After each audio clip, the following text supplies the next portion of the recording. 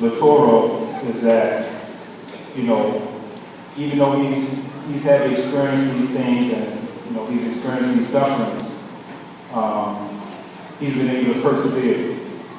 And he's persevered to the point where he may have at one point looked up to me, but without a shadow of doubt, I'm definitely looking up to him now. And I think without a doubt, he's the epitome of strength and character. So I give you the keynote speaker today, my good friend, my teammate from Virginia State University, Dr. Latoro Yates.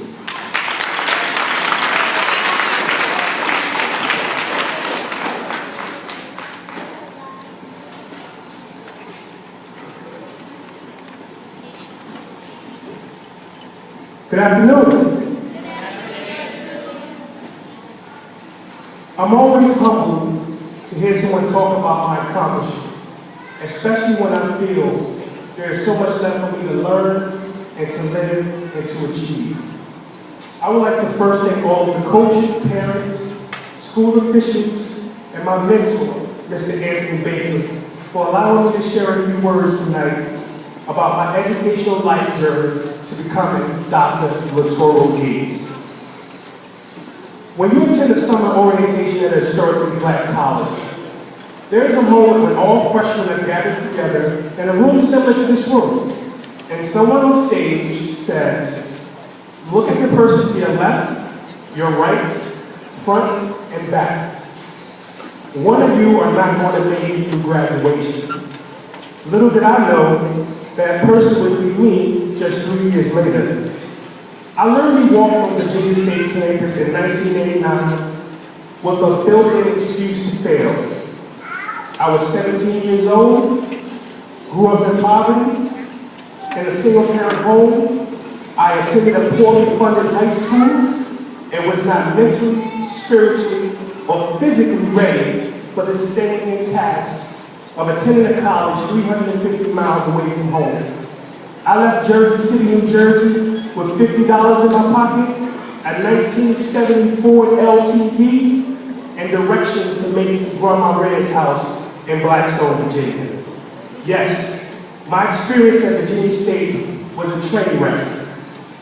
Not all bad, but a lot of mistakes and missed opportunities.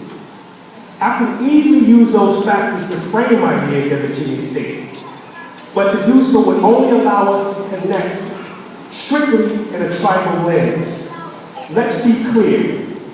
I do not own the patent to pain and struggle. There are people across this great nation that have struggled way more than I did in my upbringing. When I reflect on those days through adult eyes, here's what I see.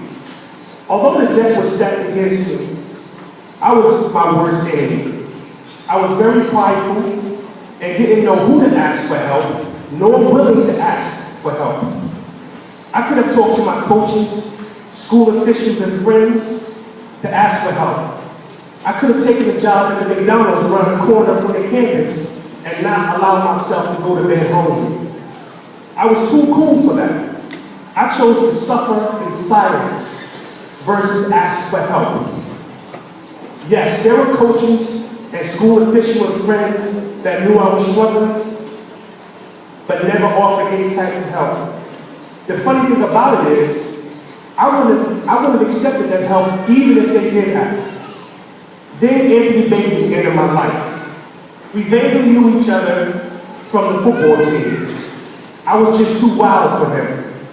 He would look at me and say, country, you gotta slow down, man. He'd shake his head and keep on moving in class. After watching me tear up the campus for about a year, he said to me, look, I have a place off campus. You can come by and hang out anytime you want. We can eat and chill. Of course, I gave him a mean mug, a screw face, but I relented and eventually started going by his place each day after practice. I got suspended from school that spring semester, right before the end of the year. That was a moment of change in my life. You see, I had to go home and explain to the little kids in my building while I was home a full semester before the summer. I was embarrassed and didn't realize so many of these young people were watching me. But I took summer classes, made up the credits, and was back on campus in my junior year. Things started to improve some in my life. I earned a scholarship, was a starter on the football team, and I had finally received my meal card. After the season during the spring semester, I got in trouble again, but this time was the finale. I was able to finish out the semester, but I could not go back to school. I couldn't even look David in his eyes. By that time, he had took on a father figure role for me, and I knew he was disappointed. Let that process for a minute. At 20 to 21 years old, Anthony Bacon was a father figure to me.